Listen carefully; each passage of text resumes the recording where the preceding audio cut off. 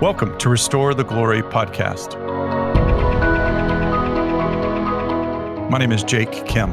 And I'm Bob Schutz. We're two Catholic therapists sharing what we've learned personally and professionally to help you on the journey of restoration. If you've been blessed by our podcast, please prayerfully consider partnering with us on Patreon. Your support will help cover the cost to produce the podcast, but will also give you access to exclusive content like monthly reflections and special live stream teachings. Go to patreon.com/restoretheglory and join the mission of experiencing the restoration of our God-given glory. Hey Bob, good to be back with you once again. We are here today and we've been alluding to this special person who's going to be joining us, and this is a very special person.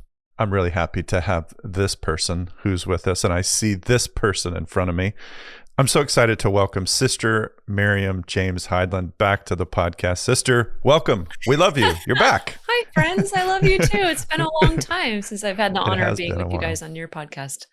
I know. You're so wonderful and busy. And you know what's funny, sister, is I hear regularly that grown married men have spiritual crushes on you, if that's even appropriate to say. That's funny. I don't know how to say that. I mean that really appropriately, I think. Yes, I do. Yeah. I think they're just like, oh, she's so wonderful. I wish that I could pray with her. I wish that, which is beautiful, I think, about where we're about to go. Yeah. So, not to mention quite a few priests. Yeah, quite a few priests. I think maybe we should talk about that at some point, this whole spiritual sibling thing that goes on in the kingdom of God. That's really wonderful and chaste and holy. Yeah. For anybody that doesn't know, Sister Jake and I work together on our bishops' conferences and our priest conferences. And our theme today this is more than theory. This is a big part of the healing that takes place in those conferences. Mm-hmm. Yeah. Mm-hmm. We should, it's funny. We know each other really well, and we spend some time together on a regular basis. So that's very, very cool. Sister, you have done many, many, many things. And something that I think I noticed that I'll just segue into this with, over the years, I mean, if you look way back when you first started having more of a public face, I guess, you would do various talks and things, and they seemed to cover a variety of subjects and always great. And then it seems that you just kept narrowing in on the topic of healing. Is that fair to say? Yeah, I think the Lord narrowed that in for me. It's true. I think we speak about what we love the most and what affects us most deeply, and all of us, like the three of us, could easily probably talk on a variety of topics, but we certainly have aspects for each of us that are very dear to our hearts that the Lord keeps unfolding. So I think for me, just being on this journey, that the Lord just keeps unfolding that. And even now, no matter what I talk about, I'll always end up talking about healing. I just like, oh, there it is. Cause that's just, what the Lord does in my own life. And I believe in it. And I've seen it in your lives, my life, people's lives. And I believe in the power of love. And so, the Lord has been very, very much, that's a great insight, Jake, of narrowing down like the part of the vineyard that he's calling me to. Because that's to me, what's the most potent thing in my life right now. Amen to that. Yeah. So you've written numerous resources and books. We'll link all that stuff in the show notes, listeners. But we're highlighting something today that you've just written a new book that will have some video series, but we're not having you on because we're trying to promo the book. We're having you on because it directly relates perfectly to the sequence that Bob and I were in.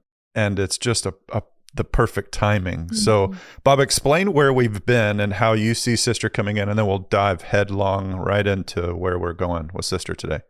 Yeah, we've come from talking about judgment and mercy and forgiveness, and now we're entering into the Advent season, and we are, after this, going to be talking about hope and hopelessness in the healing process. And right in the middle of this is Sister's series of Behold, that's healing through the Holy Family. And, what a better way to begin the Lenten process than Advent process, yes. Yeah. I do that all the time too. Like, what's this number? Yeah, the Advent process, that is a time of hope but it's a time also that stirs so much stuff up in our lives and stirs up, and I'll let Sister speak to some of this, but stirs up being together with our family at the beginning of Advent, at Thanksgiving, and at the end of Advent, at Christmas. And everywhere in between is all the anxiety about that for many of us. Well, that's a good segue. Sister, please help us. Well, no. Sister, what's going on? Why'd you write it? What's on your heart with all this? And then we'll zoom in more. I think that's true. And I think, Bob, you just said the quiet part out loud, that all of us, like all of us understand that. And why, it's like really in almost like a pop culture way, we could ask ourselves, why are Hallmark movies so popular? Why is that such a successful genre that it's the same exact movie played out in every season of the year? And it's just, and it's, boy and man, or, man and woman meet one another. They have broken families. They come together, they find love, and they have a happy family. Or it's the same thing. And I think we could ask ourselves, why is the Hallmark Channel so popular? It's because we want our families and we want ourselves and the people in life to be happy. And we've all had various encounters with our family. Some are really wonderful, and then some are really painful. And we've all walked away from family gatherings saying, I wish my family was different, or I love this, I wish there was more of it, or that's amazing that Uncle so-and-so stayed sober this Thanksgiving. That didn't happen last year, and then we're afraid because then we feel like our family is the only family that has struggles or issues or things that are crazy. And so we kind of hide it, and we're like, how are your holidays? Oh, it was good. It was fine. Yeah. But so I think just giving people permission just to be honest about that and just to open to what your experience is just helpful along the journey. Mm-hmm. I know in grad school, it was one of the things that they said in numerous classes, and in therapy, you find it to be a reality. There's never a lack of desire for an appointment right around Christmas. I mean, it's weird. You'll see you'll be meeting with people, then all of a sudden the people who want to go to counseling spikes right around Christmas. Fascinating. It's weird. Yeah, it is. It's almost every therapist who has a private practice sees it. Yeah. Bob, you familiar? Yes, I'm very familiar. I was always, you never could see all the people that wanted to get in the week before Christmas. Yeah, it's true. Just really interesting. You're talking about the Hallmark movies, and I just came back from Israel, and I didn't cry at any of the sites, but 2 movies on the way home about family relationships had me crying. Wow. And I had just been where Joseph's workshop and home would have been, and Mary's house would have been, and the Annunciation, and Jesus is born, and and it was all, I'm sure, preparation in my heart. But it's something when that reality gets met with the reality of where our hearts live in our relationships, and I think that's what Behold is all about, right, Sister? Oh, it's amazing how things like that, I think, can touch us. And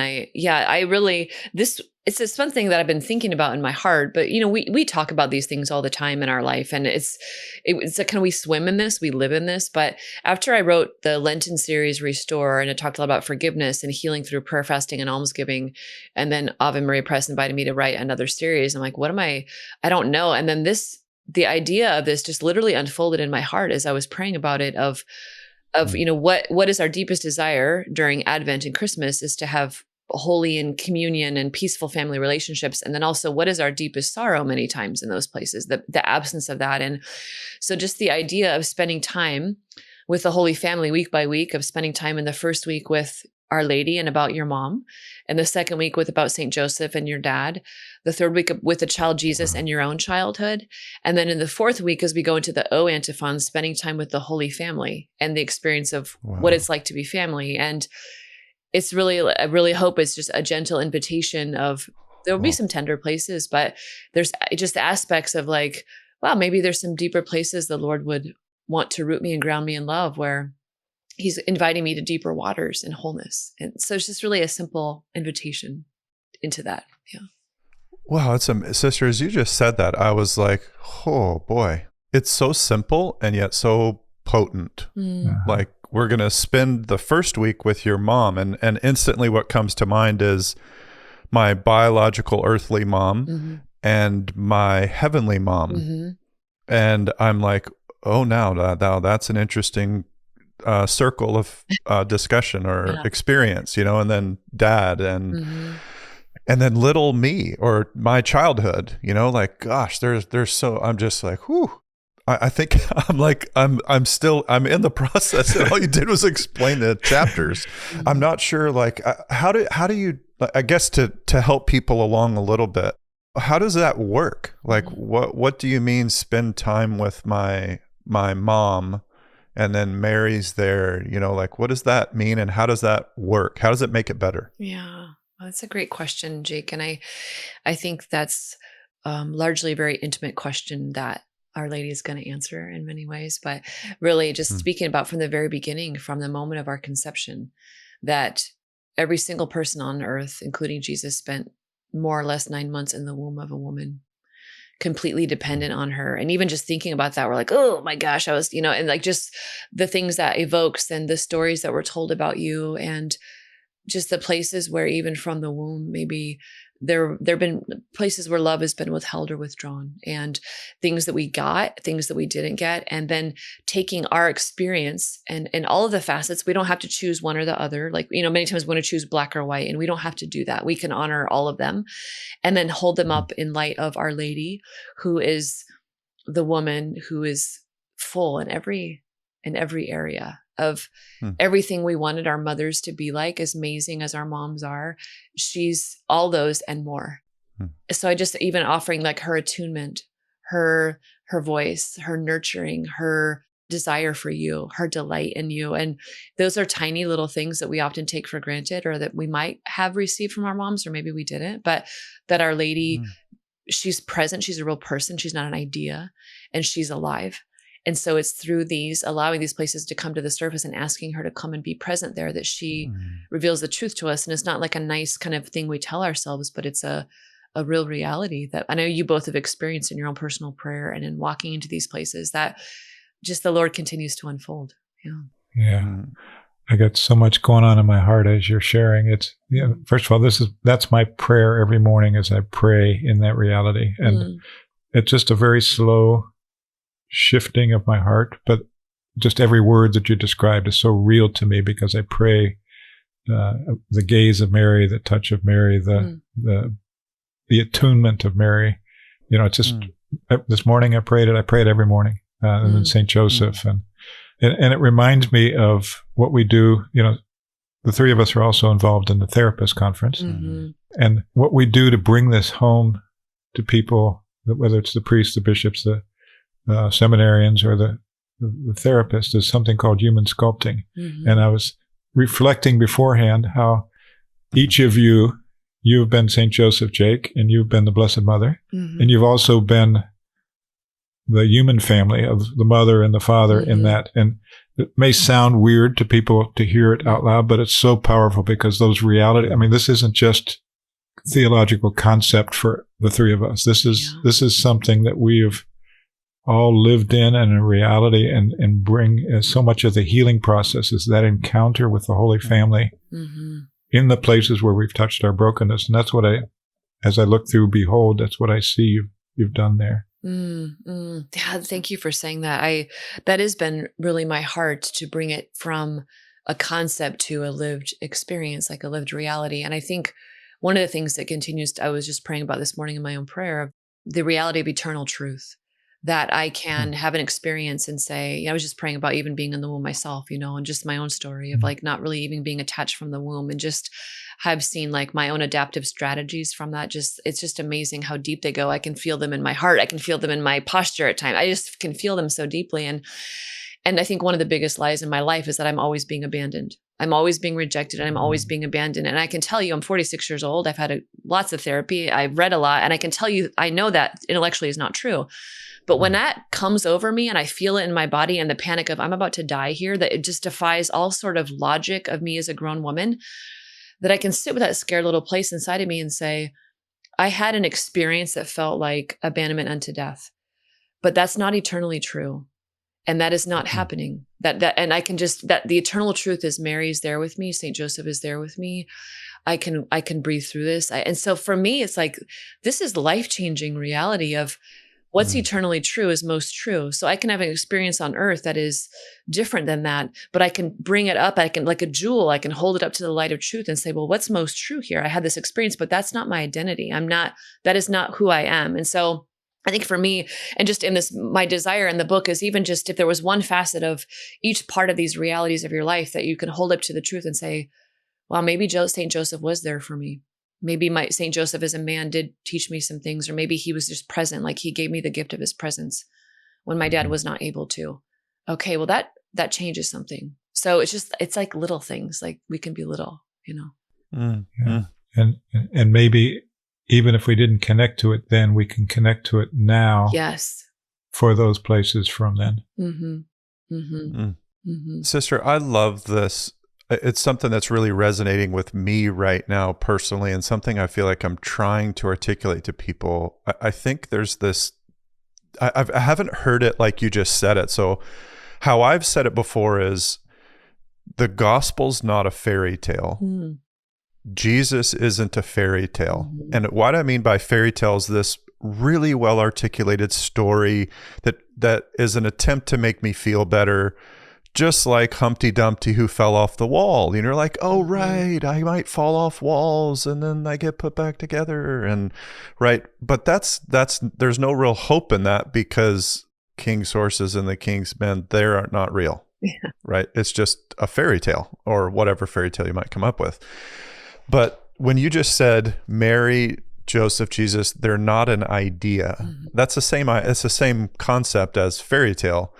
They're actually real. Mm-hmm. It's like a bit of an eye opener. It wakes you up a little bit to go, okay, I know real, like I'm sitting in this chair right now, and if I feel triggered, I have all this emotional pain. I go, that's real. Mm-hmm. But they're not real. Like they're out there. And I think when you invite a real person who exists in a way that we're not used to, which means right in front of my face or through Zoom, then it's hard to believe that they can do anything about my real pain and problem right now. Like it doesn't link because it's not like imminent. And there's a lot of philosophical reasons for this, that the culture's helped us push these goodnesses away. In the book, I'm sure that there's these little invitations that you make for people to have real touch points with Mary or Joseph or Jesus.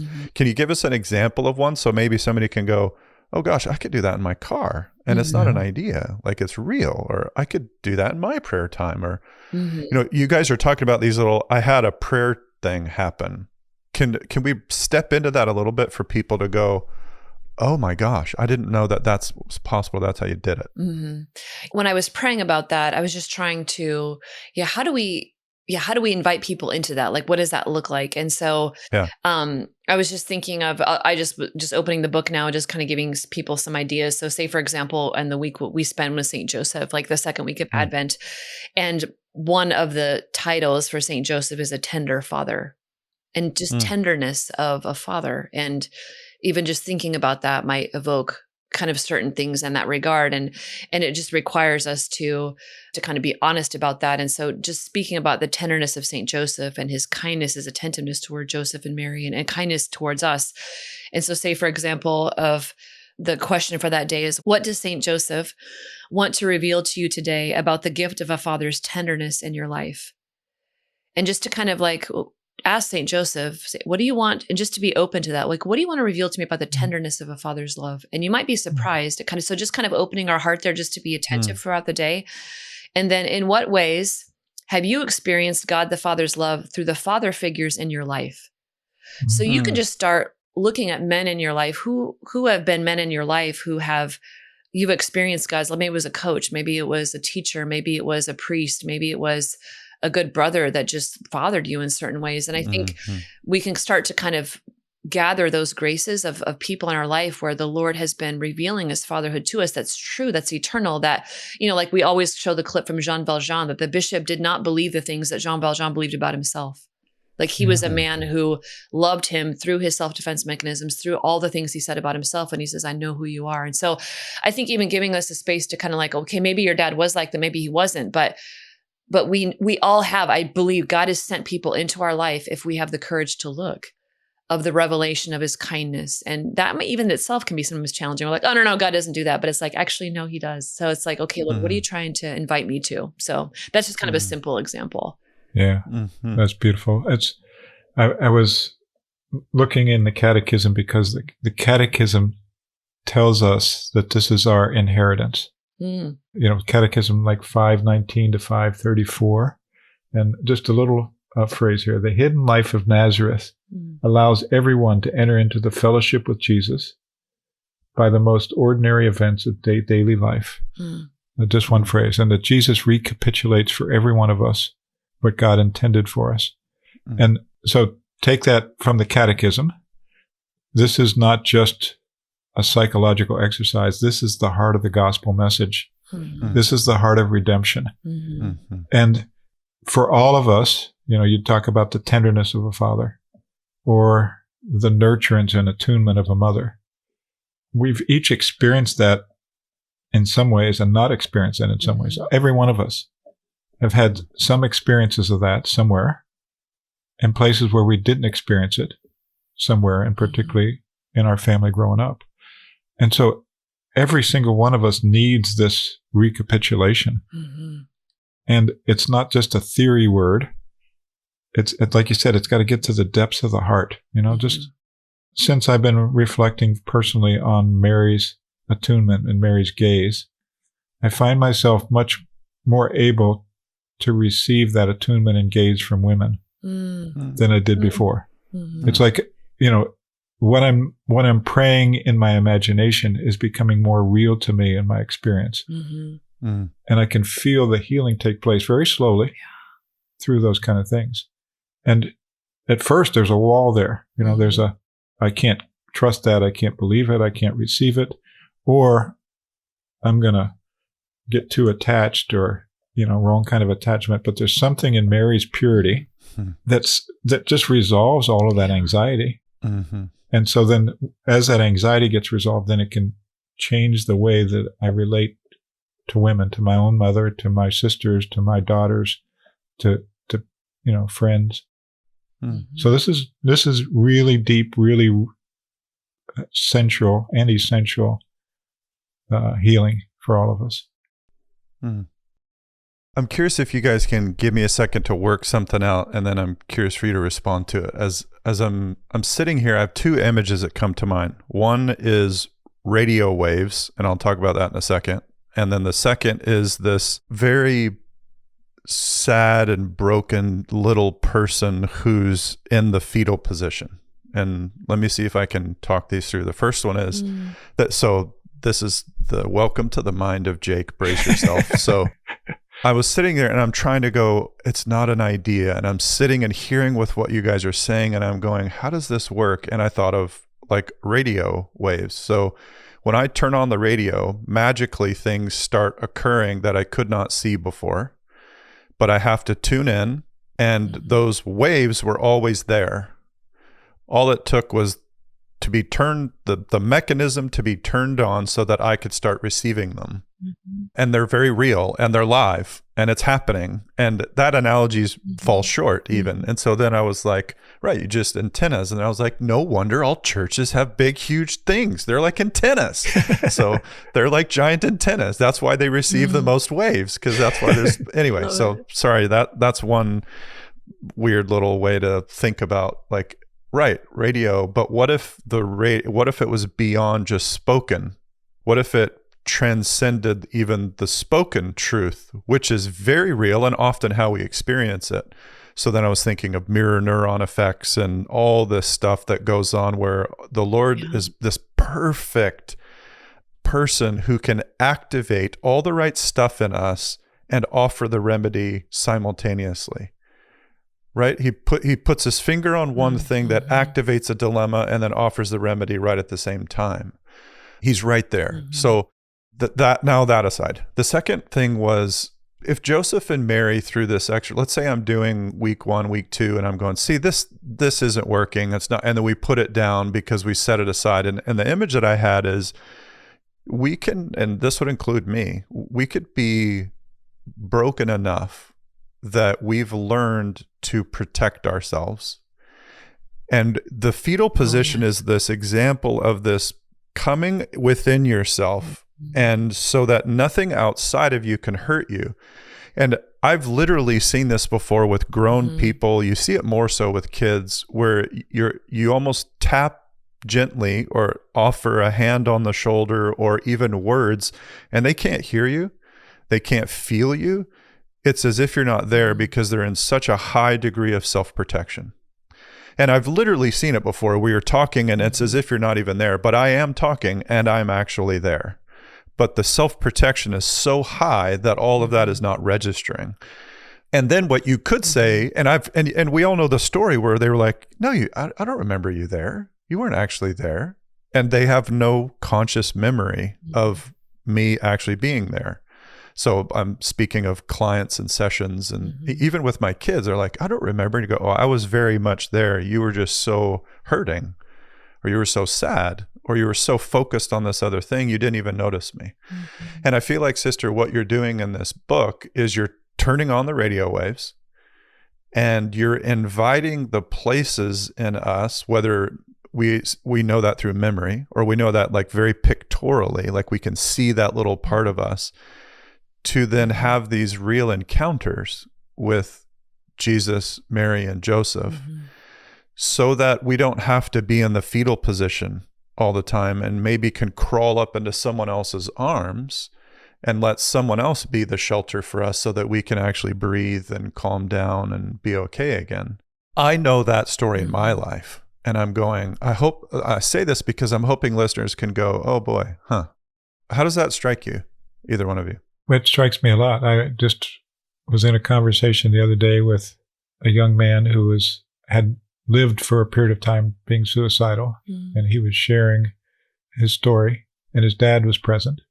And he said, I couldn't hear anything that anybody said. But when my dad was present and he hugged me, I felt safe. Yeah. And he said that more than anything else helped me out of my suicidal thoughts. Wow.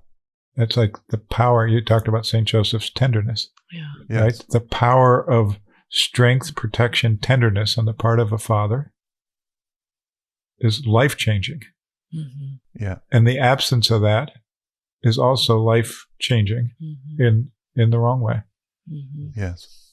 Yeah. I think that's what you're doing here, sister, is you're inviting people into, first of all, a different conception of what's possible, of how they can be mothered and fathered. And then, as you're saying, Jake, grace is real. Grace is more than those radio waves. Grace is the power of God through all the sacraments, through our prayer, through encounter.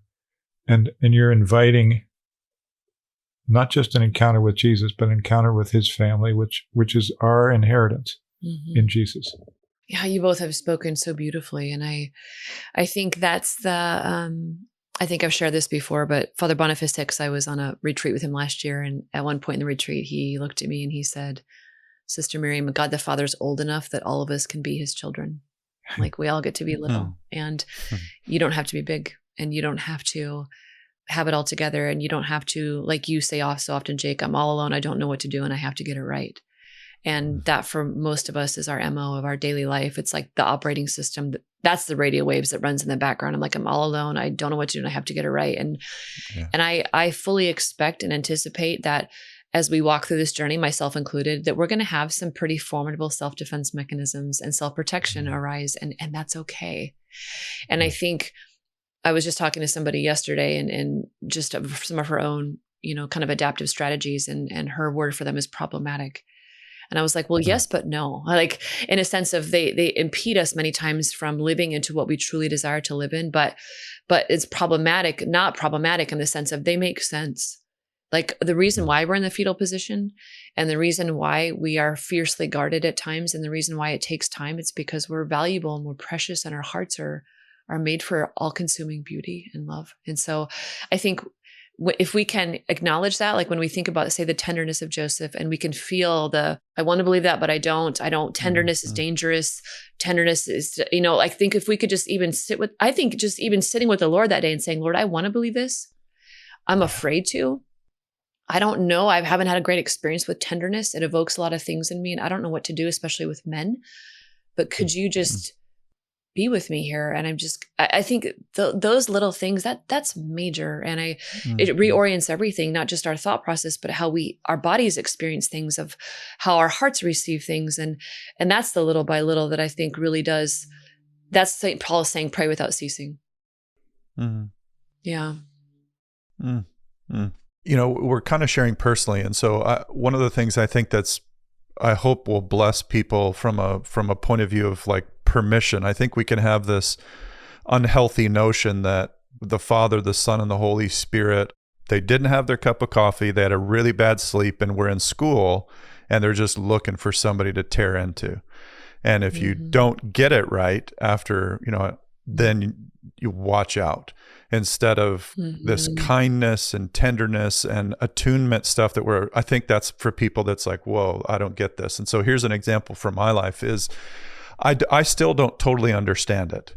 But in my walk with God, when things started to get more consciously real, where I was like, oh, I think I'm growing in my relationship with God. God did a lot that I didn't totally understand and made sense in hindsight.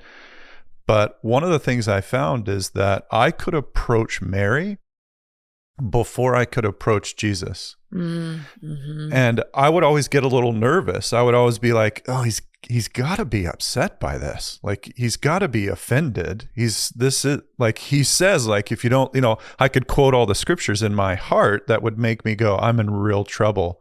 But what was interesting is I simply felt safe with her. I don't even understand it. I can't totally explain it. But somehow I knew she's safe. And I could go to her and somehow things would be better than me not going to her. And that's about how simple it was. Mm-hmm. And so I think I say that because, sister, as you're walking us in the book, as you're walking us through this, it's like, it's okay where you're at, and the Holy Family will meet you where you're at. And these realities are so hard to comprehend because we're so not used to love like this. It's like, what? Especially these days, like where everybody's ready to chuck anybody under a bus. And Mary and Joseph and Jesus, like if you think about a very loving family, somebody walks in, like doesn't this happen in the holidays? Like, so, okay, let's say this for a second. Isn't it true that the little kid who's maybe a toddler walks in and scans the room, and 4 people put their arms out and they're all like, come on, come to me. And you have that weird thing where you're like, well, if they come to me, it kind of means that I'm the cool one. And like, I must have prayed my rosary today, or I've done a lot of healing work this year, everybody. So no wonder the little child came to me, right? There's all these little dynamics that go on in our hearts, right? And if they don't come to you, you kind of internally go, man, what's wrong with me? The little kid didn't want to come to me. And right. So the baby cries in your arms, oh, I must be an awful person. They can sense my sin or whatever, right? So again, welcome to the dark world of Jake's mind. But those dynamics, like imagine that you're in the room and Mary, Jesus, and Joseph are there. They don't have that internal dialogue. Yeah. If we choose to go to Mary, that it's not there. Jesus isn't like, well, gosh, they don't like me, or well, I'll get him when he comes to decide to sit over here with me, or you don't get any Christmas presents because you didn't, right? That's all these dynamics that we've experienced maybe in real life, or we've been the kid who tried to walk over and somebody in the crowd goes, go give your grandma a hug. And you're like, she's got this gnarly thing on her face and I don't want to be close to it. And her breath smells bad. But then you feel forced to like go and hug her. And you're like, this is horrible. So true. Yeah. And then we don't want to go hug Mary. Right. Yeah. So, because anyway, I think I'm trying to break that down to go, they delight.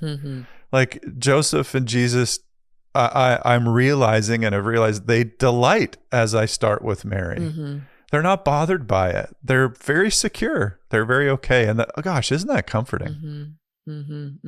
It's so refreshing to be freely loved like that. Isn't that wonderful? Even as you're explaining that, like, isn't that so wonderful that you could just go and embrace the person that you feel drawn to without worrying about offending anybody else, or somebody's going to withhold from you later, or kind of get, I mean, that, Oh, I love that. Like that's the freedom of love. And that's how they are. It's so beautiful. Oh, it's so beautiful. Yep. Yeah. Speaking of this, I hope this isn't out of turn, but when we go and do the priest retreats and the seminarian retreats, and you're in the role of Mary, sister, it is so awesome. Jake, you've witnessed this too. It is so awesome to see what happens in the hearts of the men. It's like this woman with Mary's heart, and also Kim on our team sometimes is in that role, but this woman with Mary's heart, loving me in such a pure way, not being afraid of my sin, not being afraid of my woundedness, not forcing herself on me, not demanding anything from me, but just being present in love. And I can remember so many scenes of those interactions where you can just see people being disarmed, as they're experiencing that kind of tenderness and love. And so it isn't just, again, receiving it directly from Mary, but as you've gone on this journey, sister, and your heart has been transformed by her love, you then incarnate that place of her heart. And so it becomes not just in prayer, but tangibly received in person. And I think that's just so powerful and so beautiful. And again, Jake, as I see you with St. Joseph and your own journey, that same thing. It's just such a beautiful thing to witness people's lives being transformed by those who have gone through this level of healing and allowed their own hearts to be transformed. And not that it's perfect, it's ongoing. Bob, what that makes me think of is, don't we throw this phrase around, in Christmas time, like our last name, like, well, that's what Schutz do, or that's what Heidlands do, or that's what Kims do. Like you're part of the Kim family. That's who we are. But when you put that into the Holy Family, and then you're a child in the Holy Family, that makes sense that sister would do that, right? Because it's like, well, she's part of the family. That's just what we do in this family. And so it's normal. And sister, I love the concept because, again, for me, this was a major, you mentioned it just in passing, but when you're in the chapter on St. Joseph, this has been my story where I grew to a very deep appreciation and understanding of St. Joseph through real men who I had real experiences with. Now, sorry, I'm just even noticing my language, because that implies that my experiences of St. Joseph weren't real. That's not what I mean. What I mean is that I needed these experiences to bridge me into a relationship with St. Joseph, because I wasn't used to love like that. I had no concept for love like that. And so can you break down a little bit more of, like, you're inviting us to even, like, it feels almost, it feels like, again, it's not allowed. Like, what? I'm allowed to go think of maybe I had this awesome aunt and uncle, and they were the saving grace every Christmas. And I loved, that's the only reason I would show up to dinner is because I could sit between them, And maybe that's the starting point for people to the healing. That's what you're getting at? Yes, and amen. Because if it is good, true, and beautiful, it comes from God. And that's one of the ways he continues to reveal his truth to us. And for a lot of us, I was just talking to somebody yesterday about the healing process, and they said, well, what if you don't even believe in God? Like, what if you don't believe in any of this? And I think, I think we talked about this at our therapist conference, that there are modalities of therapy now where the client in their heart kind of imagines a wise guide or a kind guide. And what would you like that man or woman to look like? What would they be? And just spending time, like a woman would be kind. And like Bob said, she wouldn't be manipulative. She'd be warm. She'd be attentive. She would be nurturing. She would give me space. And then saying, like, well, what would that person say to you? Like, what would that person say to you? And so I think we're doing, it's like, in a sense, like we're collecting, in a sense, like on a little scavenger hunt, collecting data points for reality of, like, oh, this is actually the eternal truth. Like this, everything good, true, and beautiful that I see in men and women that we so often, like, we want to take for ourselves, or we want to consume ourselves or grasp at it, are actually these revelations of eternity. And I can look at those, and maybe for some of us, Mary is too scary. Maybe it's, or even just going with Jesus in our own childhood. We're like, it's hard for us to imagine Jesus as 13. Like, what were we doing at 13? And here he is 13. And if I had a 13-year-old brother or a friend, a guy friend at that age, like, what would I want him to be? Like, what would I? And I think it's like, I think we are going to be shocked at the humanity of Mary, Jesus, and Joseph, at the beauty, and that they're teaching us what it means to be human. And really, this journey through Advent is making us more human. It's making us more truly human. And it's beautiful. It's a beautiful journey. Yeah. You guys can both say no to this, but as I'm hearing you both speak, I was wondering if you could share from the inside when you're in that space of Mary's heart, and not just in a sculpting situation, but kind of in a day-to-day life. But what goes on in your heart as Mary, as you're identified with Mary, and how do you see another? How do you relate to another? How do you feel? What's your experience? I think maybe if we can flesh that out a little bit, that people can tangibly experience it. So, Sister, if you want to start with that. Oh, that's a very deep question, Bob. I think as I journey with her heart over the years, and when I experienced her heart, I experienced a kindness and beauty and love and freedom, a desire to not possess or grasp or manipulate, but to bless, to be honoring and reverent and supportive and encouraging, and to tell the truth in love. I don't find that I'm not deterred by the sins of others. It doesn't deter me. I can often see the connection points and say, okay, well, that may be hurtful to me, but I'm like, oh, actually that makes sense. I could understand that. And it's just like this desire for excellent love. And I really believe that's every woman, and myself included, in all the ways we fall short of that. But our deepest desire is to love like that, to be a blessing, to be kind, to be warm, to be affectionate, to be nurturing, to be receptive, to honor. And so I think that's in a small way in my own imperfections, but when I experience her heart, that's what I experience. And it's a love that just delights. It doesn't compare. It's like St. Paul's letter to the Corinthians, that is kind, it's patient, it doesn't boast, it doesn't forebode, it doesn't keep a track of wrongs, but it bears all things and believes all things and hopes all things. And I think that's my experience of, and I myself had different experiences with like mother figures other than that. But it's like when I go to her heart, it's like, oh, that's actually, as a woman, that's my deepest desire, is to love that way. So Mama, help me. I want to love like that. Please help me. Yeah. And that's the beauty as you receive from her through other women and from her directly and from your own mother, you naturally get transformed into that same image of love.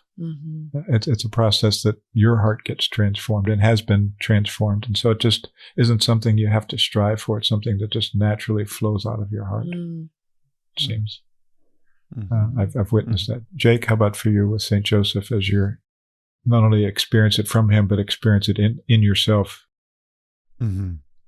Yeah. So to give our listeners a little context, so just imagine that we're trying to give you an experience of the Holy Family, and we're going to role play a little bit. And we hope that a drop of the goodness of Our Lady is in Mary, and a drop of the goodness of St. Joseph is in us, and that drop gets passed on to you. So, I mean, and this is what we do in the event. So I noticed the first thing that actually came to mind, because I've been in this scenario repeatedly, and Sister and I usually always play these roles when we're in the room together, is interestingly, I feel very much shoulder to shoulder with Sister, but I know what we're about to do is, its heart is tender. And so there's something in me every time that goes, I know how to navigate this, and yet I'm going to let her lead. And so I always let Sister take the first move, and I respond to her move. And it's because in me, I go, I know she's the expert here. And so I respond to that. And so Sister often moves first, and then I'm a split second in harmony with her. So it's often, what's interesting is when we do the sculpt, I'm very conscious of Sister/Mary, and I'm very attuned to her and she to me. And so what that does is it creates this space of strength and safety and union that then the person who's playing the role of the other person, like themselves or Jesus, they just settle into that dynamic with she and I. And so often it'll be like my hands on her shoulder or something, but on the heart level, that is extremely important. And when we do scenario 2, where it's sin and brokenness and we're not Mary and Joseph anymore, we're a typical family, that ruptures very, very quickly, that connection. But when that's solid and established, I feel I have no fear. I'm not afraid. I have a lot of courage. I'm assessing the situation for, what does this little one need that only I can give? And often it's words of encouragement. It's a big hand on a back that communicates, nothing that you can't see will harm you. My eyes are watching, and my strength is for you. And yet I'm not bothered or burdened by that. I'm just here. When it evolves a little bit, I've noticed when these things kind of take life and evolve, that I very much feel steady and want to offer that steadiness to the person. And often what it'll be is, I remember one guy in particular, I had my hands underneath him, like in jiu-jitsu it's called underhooks, but I had my hands literally, he could have just plopped himself and gone weightless, and I still would have held him. I still would have had him. And my chin was on his shoulder, and I was just speaking things to him. Like, I know you're probably concerned about that, but that's okay. I'm right here. You do not need to be afraid. We can handle this. And it's like this physical, verbal, emotional giving of strength and peace and settledness. Yeah, those are the things that go on. Yeah. And what I've noticed also is that you settle in as you have a sense of God the Father's strength and protection and presence with you. And you then almost become an image of the Father, which I think Joseph is in the Holy Family with Jesus. He's a tangible representation of the Father. And Mary, the incarnation of the Holy Spirit, just becomes that comforter and that counselor. And, the other thing that I notice in those representations is how Mary, and maybe you can speak to this, Sister Miriam, how Mary feels so protected by you that she has the freedom then to love Jesus in a deeper way. That's the beautiful thing about the reality of, I love the marriage of Mary and Joseph. And it's like when a woman, and I think any woman can attest to this, when a woman feels protected and she feels safe in the strength of God or in the strength of her earthly husband, there's a freedom where she can let go. She's not having to scan the horizon. She doesn't have to be hyper vigilant. She doesn't have to kind of muscle it up and do everything on her own. And I think that's been a beautiful, even in a sculpt like that, at a retreat, of just noticing of the places where, as playing Mary, that I can experience St. Joseph's strength. I'm I don't have to grasp at Jesus. I don't have to take care of him on my own. I can surrender and just receive. And there's a beauty that comes from that. There's just a beautiful receptivity that comes from that. And it's true. And every woman, we talk to women, we know that in our heart, where we're in the presence of a man who we can trust, that we can rely upon. And then, just places of our own heart, maybe where it doesn't feel safe, not to say he's not safe, but maybe we don't feel safe. And so it's just the difference we can intuit. And I think that's the beautiful dimension of the marriage of Mary and Joseph, this fully vibrant, beautiful, chaste, excellent love that everybody can find shelter in, that you can go anytime and just sit at their kitchen counter and have a meal with them. And they're just lovely. Yeah. Yeah. Something that's coming up for me that I think it could be helpful is I think oftentimes in our walk and in our healing journey, we are professional leapfroggers, where we leapfrog over critical stages and try to get to higher stages. Because I think most good Christians are asking the questions, how do I be a good husband and a good father? And the dilemma is that we've leapfrogged incredibly central, important, foundational zones and stages that are necessary for those other two to work. How do I be a good wife and mother? How do I be a good grandmother, etc.? We can't jump over having first received that. And that's what these sculpt things offer. So for me, here's what was literally going on in my heart as I was talking about what was going on in my heart is, obviously I start applying this to real life. And I start going, how am I like or not like St. Joseph literally today or yesterday when I wasn't doing a sculpt? that would be awesome if every morning I got up and sister was in the next room. We're like, hey, can we do our morning sculpt so we can just like find our deep identity and then we'll go about our day and high five and do our thing, right? That, Bob, that's kind of, I guess, what you do when you pray. But for me, I instantly go, gosh, I'm not always like that with Heather, or I don't always offer that to Eva and Judah and Maria. And then the next question is, well, why? Why don't I? And very quickly, again, this is a lot of years of self-awareness and reflection, because I have young places in me that first haven't received. I haven't been the kid in the scene enough to then be secure enough to be the adult and not have to worry or whatever. And so a lot of like, oh, I just got to be a better husband. No, it's probably I need to go back and receive as a son, or I need to receive as a daughter first before I go into these other stages. So sister, I love the book because it's an invitation back to the right spot where things get fixed, instead of how do I be a good husband or wife or mother or father this holiday season? It might be a better question of how do I be a beloved son or daughter this holiday season, which will help the other. Is that fair to say? Yeah, that's a great point, Jake. It really is. And we always say that, you can't give what you don't have. And so the Lord continually grows our identity in him. And that's a beautiful process. It's like the continual work of the masterpiece that doesn't end. And I think that's one of the things, like when we put up that, we just see the self-defense mechanism, like I already dealt with that. Like I already did that. I already did 15 years of therapy. I don't need to, I'm grown up. I don't need to do that. That's and so like, true.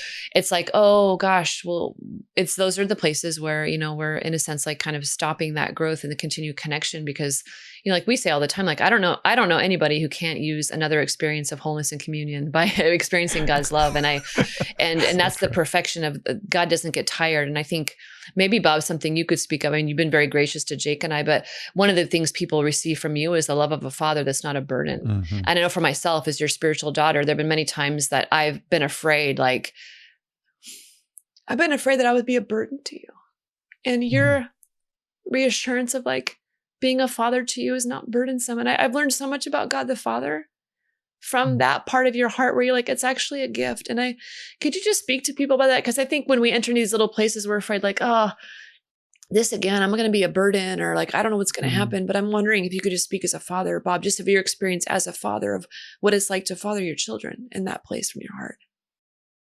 Yeah. Let me speak first as a son and then as a father, because I think, again, what both of you were saying in terms of receiving versus giving. My mom grew up with a belief that she was a burden to her mom because she had diphtheria as a baby, and then came back into the family and was concerned about that. So it felt in my heart to try to take care of my mother's needs. It felt burdensome to me as a teenager. I made a vow that I'm not going to be a burden. It was part of my personality that I didn't need anything. And so, there's a real sensitivity in my own heart towards my mother's pain of feeling a burden and my vow of not being a burden. And so I am really sensitive when I hear people's stories of the places where they feel like they're a burden. And it's a rejection wound. It's a deep sense of rejection and abandonment, and I can't really rest and I can't really trust. And I think out of all of that experience in my own life and my prayer with that, I just have a deep sense of the Father's heart for people in that situation. And it's just this awareness of, no, you're not a burden. No, it's a delight for you to bring your needs. It's a delight for me to be with you, to be able to love you in these places that you're wanting to be a daughter or wanting to be a son.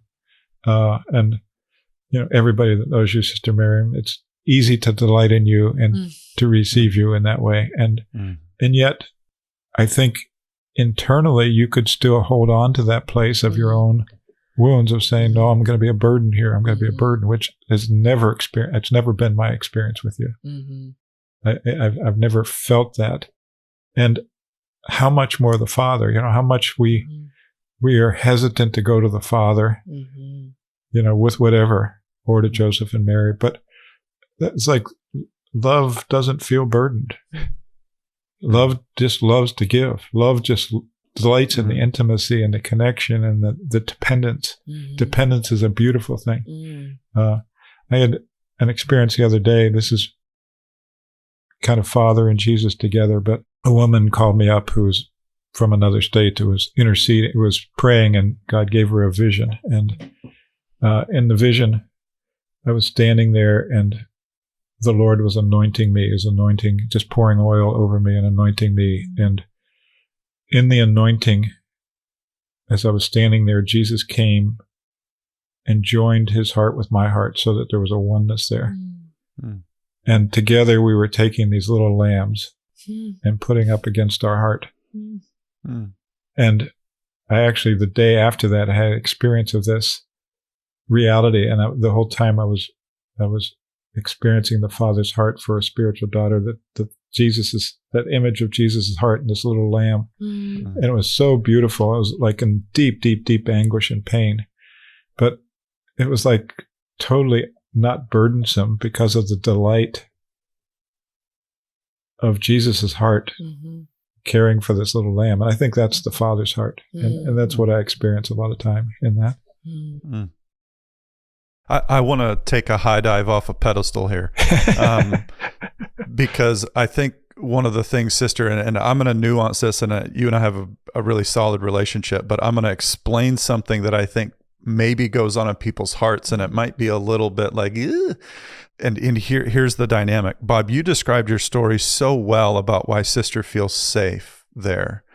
And sister, you probably also know people who would love to be that for you, but it would be for them and not for you. And you can feel that. And it's not like you're upset at them, and it's not like you're whatever at them. It's nothing like that. But I think we underestimate how much of our heart actually comes out in interactions with people. And so people are really sensitive. And I would even say women are particularly sensitive. I don't think men are not sensitive. I think they're very sensitive. In certain areas, I would say men are more sensitive than women.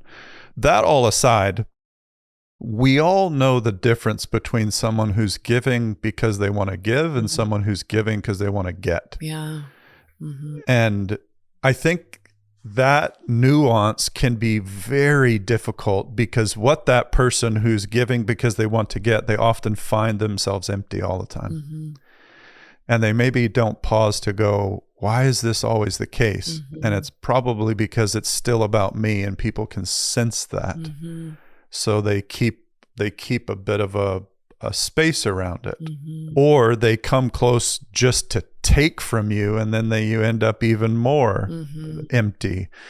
And I'm highlighting that because I think people get really discouraged, right? I've seen it so many times where people are like, I'm trying so hard and I'm trying to give and I'm trying to whatever. And it's that little subtle dynamic of Mary. And let me put it this way.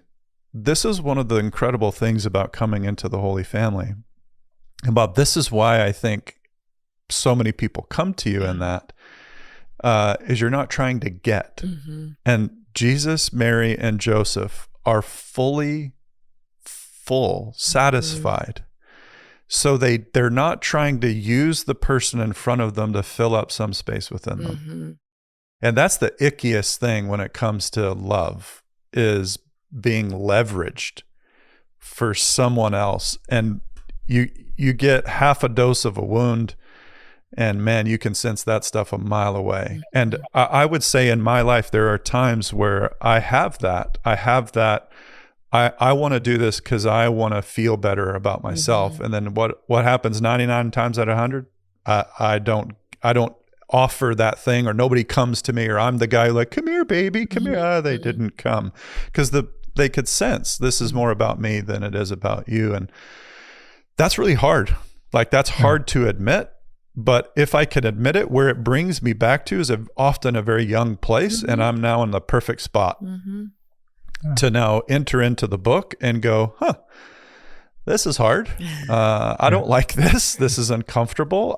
I have a taker dynamic. Gosh, who can handle that in me? and now I'm square in the Holy Family. Yeah. They're not overwhelmed by that Yes. taker, needy thing in me. Yeah. Does that resonate with you guys? Yeah. If I could say two things and then bring it back to sister, is one is I'm not beyond that capability. Yeah. And there are still places in me that I continually need to go to the Holy Family with. But going to the Holy Family helps transform that. But on the other side of what you're describing is the one time it does feel burdensome to me is when people come in that need, in that belief, and then are grasping, are taking rather than receiving. Then it does feel burdensome. And that's the beauty, sister, of what I feel in your heart. It's I have not experienced you grasping. I've experienced your receptivity, which again is the work that you've done in your heart to receive. And that kind of receptivity just draws out love. It's just like a magnet to love. It's like love just wants to pour out into that receptivity. And for all of us, we have that struggle of the places where our hearts don't trust yet. To how can we get to a place of being receptive? I'm working on that a lot in my life right now. That's the focus of this several months, is a deeper receptivity of my heart. And I experience that with you. I think everybody around you experiences that with you. Is the receptivity of your heart because of the healing work that you've done. How does that resonate, sister? What comes up for you? I love listening to you both. I just love learning and just going deeper places in my own heart. And I think all of us have those places. I think when we're really honest, all of us have those places at times where we want to take, or we want to grasp, or we want to push away. Like all of us have those places where love has yet to be full, like you said. And many times we're afraid of those. And I think the older we get, or the more proficient we get in certain things, and we still see those places, we're like, oh my gosh, like I've been doing this work for so long, and what's wrong with me? And it's like, oh, here's like you said so beautifully, Jake, those are little places. And I think I've told this story before, but we were at a priest conference one time, and one of the priests was asking Bob about the narcissistic personality disorder, and it was very like, Dr. Suits, what do you think? Glasses on. What do you think about this narcissist? And so good. And it was just really great because Bob said very humbly, and I've never forgotten it, all of us are narcissists in the places we have unhealed wounds, because it's all about us. And it's like little children are naturally turned in toward themselves. And so when we see like the little needy places that are entirely appropriate for little places, they are needy. And it's like, okay. And so like, I think that's for myself, of like seeing the exiles, right? Of seeing those places and then allowing those places to come forth and being honest about them, and then taking them to the people who can actually, in a sense, do something about it, so to speak, of who can, no other person can fulfill every desire that I have. The only person who can do that is God. And so, and then allowing my heart to be seen by people like you guys that love me very much. And I think, I think that's the perfection of love. And I think allowing ourselves to be loved is so terrifying for us at times, because it is allowing these places to be seen, like this advent of like allowing the little needy places, or the places that want to push away, or the places that are self-centered, that are like all about us. And we're like, but they're like, okay, like you said, Jake, like you both said, that it's not too much for the Holy Family. They're not deterred by that. And they understand, and they can help us understand on a deep level of like, what am I really looking for there? So then I can have my needs met. So then I can give the gift of myself in love, which is what we all, and then receive as well. We're not constantly pushing away either. Like, oh, I can't receive love because its intimacy is too dangerous. And so I think I'm just really, kind of like re-saying everything you guys already said. But yeah, it's deep. Those are deep places. Have you guys seen that statue, and maybe we'll include it in the show notes, where Joseph is sitting cross-legged and Mary and Jesus are in his lap? So here's the thought that comes to mind. Joseph has a gigantic lap. Yeah, you mean like if you look at yeah, that one. That's the one right there. You see it up behind me? Oh my God. It's awesome. Oh, you mean this one? It's like the Easter egg in the movie. That's so funny. But if you look like at the proportions of his legs, he's got to be 8 feet tall. Yes. Like if he actually stood up, he would be easily 8 feet tall. And what I'm thinking about for people as we start to land the plane here is the Holy Family's lap is really, really big. I love that. Yep. And And here's the dilemma. If you imagine all these young places and you throw all of them into a room together and put on top of it a turkey dinner and trying to figure out gifts and decorating, it becomes an orphanage. It becomes like the Lord of the Flies really, really quickly. It's chaos. Yeah. No wonder nobody likes Christmas, because it's hard to find the adults. Yeah. Right? It's hard to find the adults. And I think what the invitation is in the Holy Family in this Christmas is, what if we all got to be little ones at moments and in times and step into that big lap and receive?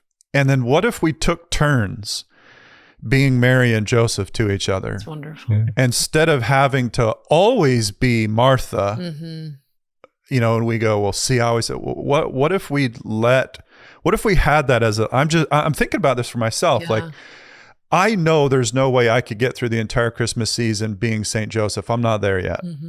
God willing, one day I would. I'm not there yet. But I can do it for a little bit. And I can do it for pockets of time. And then I can go and rest and catch my spiritual breath and then re-engage again. And those times I'm catching my spiritual breath is when I'm little and I'm overwhelmed. And maybe at that time I just need to be the little one. But the point is, I'm not going to sit there and go, everyone else's job is to take care of my little parts. And so now my little burden. And so if you got everybody sitting at the kids' table at Christmas dinner, that's not going to be tasty. It's going to be like peanut butter and jam, and it's going to be a mess. Let me offer a challenge to that. Yeah. A very specific challenge to that. From the time that we get together on our Thanksgiving feast to the time we get together on our Christmas feast, probably with family in both places. Yeah. Let's work through every day, behold, and let those little places in us be mothered by Mary, fathered by Joseph, identified with Jesus, and loved in that Holy Family, and see what happens between Thanksgiving and Christmas in our experience of that. I love that. It's a great idea. I love that. Yeah. I'm in. I sign up. So, sister, we'll give you the final thoughts here before Jake closes it. Oh, it's just an honor just to spend time with you all today. And I think these are the real conversations of real life. Like, this is real life, and this is how it happens, and this is how love comes in. And I think, being able to really honestly talk about these places and to receive them in each other and to bless each other and to encourage each other. This is how we talk about healing communities. Like, healing doesn't happen in isolation. It only happens in community. And so, whether that's, community of your parish or like in your friends or maybe hopefully in your family or even just journeying, there's going to be people from all over the world journeying this Advent, like as a family of like trying to come to places of healing and wholeness and the truth that we're not alone. And we are more delightful than we could possibly ever imagine. And I think the sheer delight and the sheer intimacy with which God wants to have with us is shocking to us. And he's so kind. Like, I always say that, I know, but I'm just coming always to another level of like, oh, he's so kind. God is so kind to us. And so are Mary and Joseph. They're just like God. They're like in their own humanity, like they're so kind and so patient and loving and tender and fun and engaging and welcoming. And they cannot wait to welcome you to the table, to welcome you to this table this Advent. So I hope we all go, myself included. Yeah. Amen. Listeners, I know you've been blessed, and as have we, Bob and I, with Sister having you on. Thank you so much. So check out the links that we'll offer about Behold, even the covers, beautiful and cool. And so we'll have all the links there. We really want to encourage you to check out the book as well as the video series. Like, if you need a daily, or it's probably not daily, sister. I don't know all the details about the videos, but if you need a regular dose of sister in your Advent, like, go and watch that. Like, that's why it's there, is to have a little picture of Our Lady walking along with you in this Advent season. So, sister, thank you so much for joining us. We love you. We love being with you. And it's so awesome. Thank you for your yes here and the gift that you're giving. I'm looking forward to doing Behold this Advent myself. Honestly, you sold me. I wasn't planning. I didn't have it on my agenda, but I do now. Yeah. Oh, that's awesome. Thank you. Thank you, friends. I appreciate that. Thank you. Listeners, God bless, and we'll talk to you again soon.